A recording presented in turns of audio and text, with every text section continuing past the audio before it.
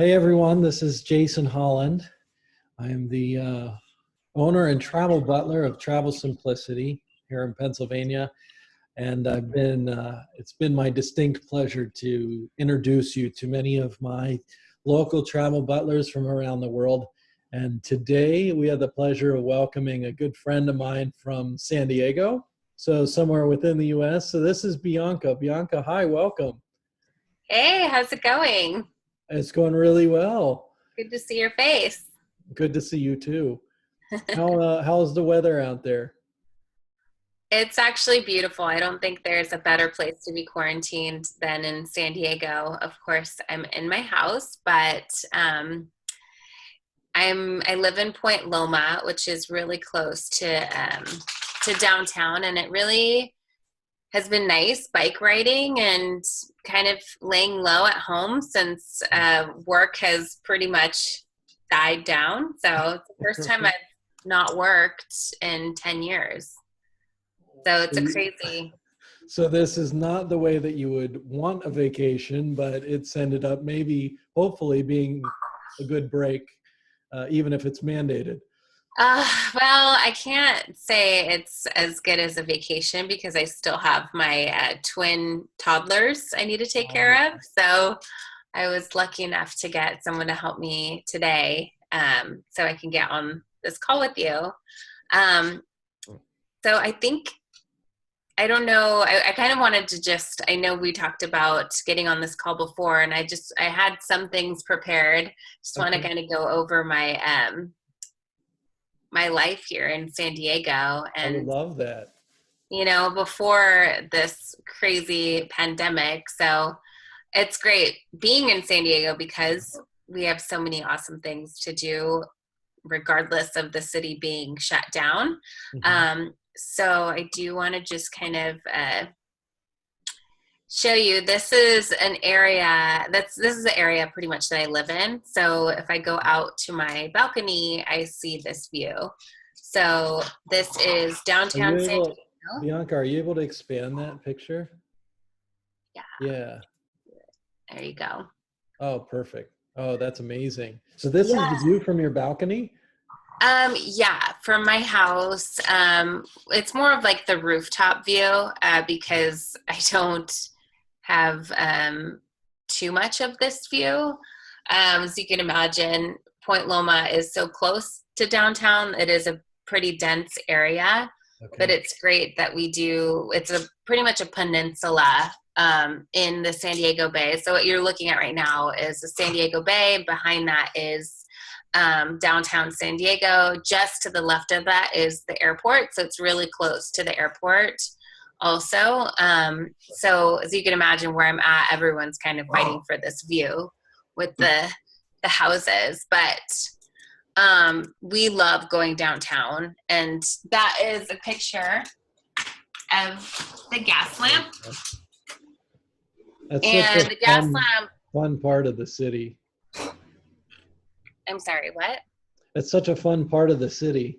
I know. It's my favorite part. And that's kind of, this area is the main reason why I started sharing San Diego with people, is because there's so much to do in the gas lamp, whether it's restaurants, bars, theaters, nightlife. There's also a lot of history, and the history kind of is a little bit scandalous because it was where the first port of San Diego was built. And so there were a lot of brothels. It was a huge red light district in the area. So it's really fun to share that history. And then we're really close to Little Italy. This is another part of downtown, which I love. And Little Italy is now. Correct me if I'm wrong, but this has been one of your favorite places recently, hasn't it? Well, I lived in Little Italy for 8 years. Okay. All right. And it's a really fun area. I feel like I need to see you.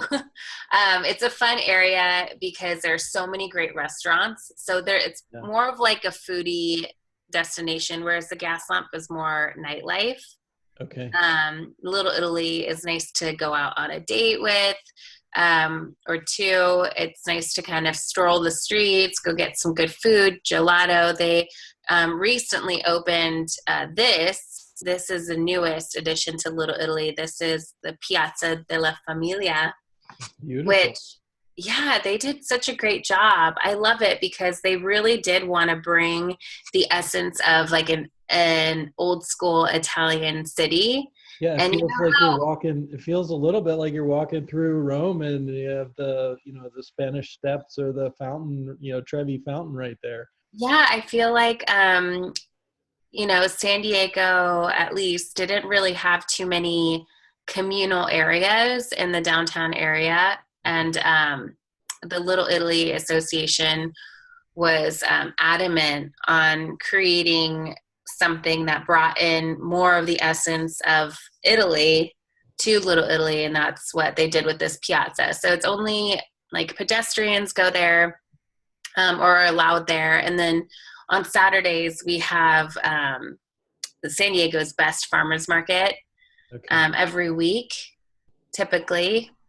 And they have it in the piazza and beyond. It's huge, that farmers market.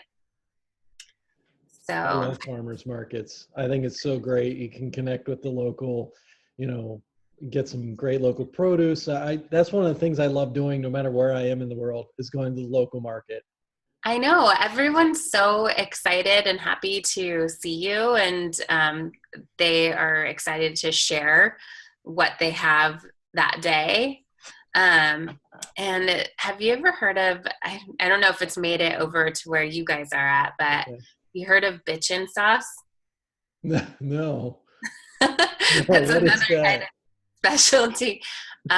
It's kind of, think of like a hummus, but it's made out of almond, and Okay. they put different flavors in it, and it's so good. And they kind of made it big at the Little Italy Farmers Market, and now they're in Whole Foods, at least locally. They're Whole Foods are in the big grocery store chains, but I mean we can't live without it. Like it's always in our refrigerator. It's one of those just like staple condiments now in our household because of what they featured at the farmers market. So I think Did that's that really start cool. in San Diego? Or no, it's just Huh? something really, did that start in San Yeah, Diego? yeah, they're Okay. based out of Carlsbad. So, Okay. All right. but Oh, that's, I'm gonna have to look for that now. yeah, Or I might have to it's have you kind of send me awkward some to if I say. can't find it here. I I wouldn't be surprised that they ship to you guys I'll have to find or it. Yeah, I'll have to uh, look for it. out there. It's really, really popular here. Um, so I like that I'm giving you like a little virtual tour here of Oh San Diego. yeah, it's fun. um, so this is like steps away from Little Italy. This is Waterfront Park, which is a semi-new addition. It's only about 4 years old. It's in like the vicinity of the administration building. So you can see like this is like a little play area for a bunch of kids. And then these are interactive fountains where people, especially during the summer, like this area is like a little beach, and kids just kind of cruise in this little fountain. It's not little, it's huge. And it's right on the water too, right on the embarcadero. So, I definitely miss that. I miss being able to just hang out at a city park and take my kids and have them run around. Same thing with the piazza on in the evenings, like on a Wednesday, they'll have like a salsa band, and you can drink throughout the plaza or Okay. piazza and hang out, watch the band, and there are a bunch of people just dancing, and I miss it so bad. Well, soon, I hopefully know. soon we'll be able to do that again. That it does. It sounds amazing going out and having a drink and I oh know. yeah. But all these areas are still there. It's just not as Right. populated. But you can still cruise around and admire the beauty of the design with all of them. That's why I've been like getting on a bike. I'm actually looking to buy an electric bike. So if anyone has any Okay. good suggestions on e-bikes out there, I'm in the market. Okay. Um, and then this is kind of just so you could see the cruise ship out here. Let me make this a little bit bigger. It's a little, I actually stayed there with the Marriott. once upon a time. Yeah, I was out there for a conference, for a travel conference, and stayed right there. Yeah, it's one of the more iconic hotels in downtown San Diego, and then this is their whole marina right here. But the convention center's right here. The Hyatt's the largest hotel in San Diego, and then where I was showing the Waterfront Park is just behind that, like over here. Yeah. So you can bike ride, or I've been bike riding kind of just along this whole waterfront area. These parks are the marina parks, and they have different festivals and concerts. Typically, April through September are huge months for outdoor activities in San Diego. I mean, it never really gets like cold or too crazy, but that's when a lot of the tourists come for the sunshine and the summer activities, because it doesn't get too hot either. And I like the green space, and I like that it isn't like broiling hot, because I'm one of those people that I prefer it cold. And so the middle of summer, like right here in central Pennsylvania, can get just crazy humid and really, really hot. Now, fortunately, it doesn't last very long. Yeah. But I'm just not a fan of that weather. So it's nice when a place doesn't get super hot. Well, you should come visit. I'm gonna have to do that. Yeah. So immediately around my area, I can walk to this next destination. It's called Epic Brewing. So it's in Point Loma, where that's my neighborhood. And San Diego's known for its beer. So I think we have almost 200, or we had, I don't know how many are going to survive this pandemic, but almost 200 local breweries. Wow. Epic started in an area called North Park, and then they had recently rented out this space, which is so amazing for the community, because on Friday evenings, like happy hour time, a bunch of families will come, and there's a big like open plaza area where all the kids run around, and you can grab food from a local restaurant near there, bring it over, and just chill out while the sun sets, and you're right on the water, and it's a very local vibe. So you're not really amongst a bunch of tourists, and there's really not much more around there other than restaurants. So it's such a cool little spot, and I love we love going down there. We'll take the babies, the dog, and have a beer, bring the babies their dinner, and it's a great Friday evening activity for us. Well, one of these days you're going to have to meet Ethan and Aaron. I helped them get married a couple years ago in Northern California, and they're big into like microbrews and craft breweries. Oh. And in fact, instead of toasting to champagne at the end of their wedding, I had they had like custom sandblasted beer steins, and they toasted with those. So they're going to have to come out and meet you, because they would love that. You guys would get along really well. Yeah. I like it all. I don't discriminate. I like beer. I like champagne. I like cocktails. And in San Diego, I don't know how it is over there, but have your restaurants been doing like a craft cocktail deliveries? No. I mean, not that I'm aware of. Maybe they are, but oh my God, it's a little different in Pennsylvania too. Pretty much, so much of it is is controlled by the state government. Mhm. But no, they've been doing craft cocktail deliveries out Oh my there. God. You can just order a craft cocktail just off your Uber Eats and they'll send it in like a mason jar or something That's like that. fantastic. Isn't that cool? That is I cool. went to pick up some food the other day and I saw the owner of one of the restaurants and he had like a whole setup. They were like just cranking out margaritas for people. That's so much fun. I know, and they're really good. So I'm not really good at making cocktails. Oh, I'm terrible. Well, we can carry on our tour Yeah, of the yeah. San Diego. So this is another cool spot that is really close to my house. That I dreadfully miss.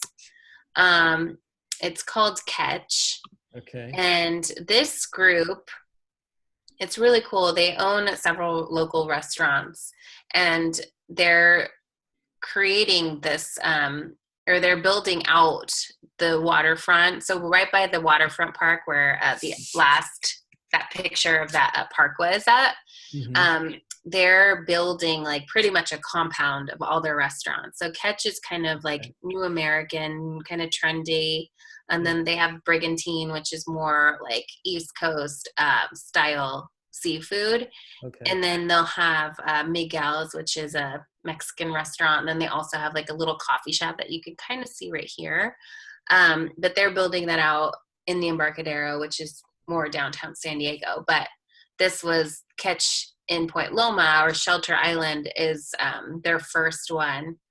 And we love going there. They have a beautiful patio and great cocktails and great food. Um, and that's also, walking distance from my house. So it's so cool to be so close to everything, yet far away enough so that we don't get in trouble. And then another venue that's in the vicinity of my neighborhood, it's in Shelter Island, is Valley High. And I saw this picture and it's just so beautiful. So Shelter Island, which is just off of Point Loma, was built out kind of as a resort area in San Diego with that Polynesian theme. So this was like mid-century days after the war. People came back like with this newfound or love for Polynesian culture. Okay. And so a lot of the buildings have that tiki inspiration. Okay. And this was one of those buildings. So they did such a great job. They just remodeled it, but kept the features of that tiki vibe. And you can just imagine how incredible the drinks are there. We have friends that have boats, and you can dock your boat up here and then go in there for their famous Mai Tais. And they're really, really good.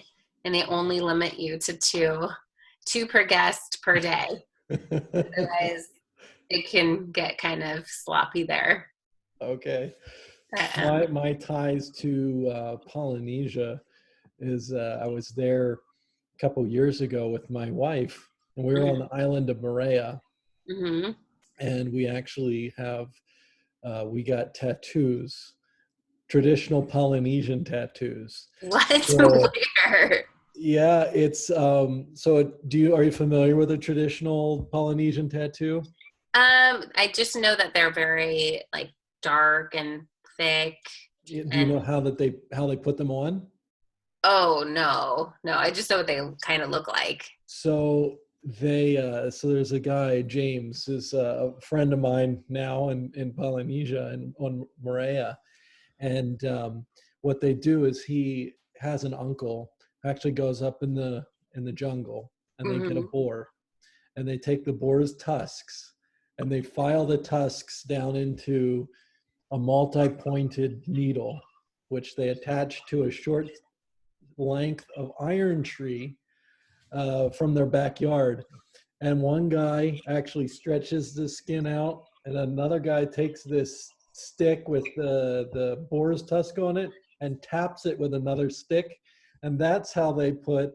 Is that how you did it? That's how we did it. Why? Because we Polynesia is actually the birthplace of tattooing, and I don't know. You're like, if I'm gonna get a tattoo, we wanted a tattoo, and we figured if we were gonna do it, we wanted to do it the right way. We wanted to have a story to go along with it. We didn't want to just pick a clip art out of a catalog, you know. Yeah. So yeah, here in this little grass hut in on the island of Maria, with this guy with a boar's tusk, we now each have our own tattoo, and he drew it based on what we talked about. So mine is a contemporary version on an unfurling fern frond, which I didn't even know at the time, but it's actually a very local symbol too, to celebrate life. And for me, it was rebirth, and just that idea of living. So wow, that's so cool. There's my ties to French Polynesia.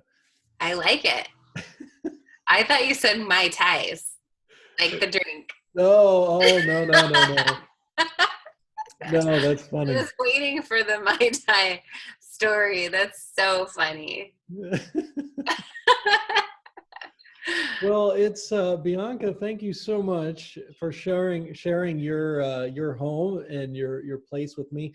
For those that don't know, you might be able to envision, but Bianca is one of our local travel butlers there in the region, and she is an expert in food and just drinks and fantastic places to go for dining. And so when I am designing a wonderful experience in San Diego for people, if you are into food, there's a very good chance that Bianca's either going to be someone that you get to meet personally, or certainly on the back end, and her expertise are going to come into play. So thank you for sharing. Yeah, it's my pleasure. Thanks for having me on. This was fun. It was wonderful. I really, really enjoy it. Have a wonderful day. All right, you too.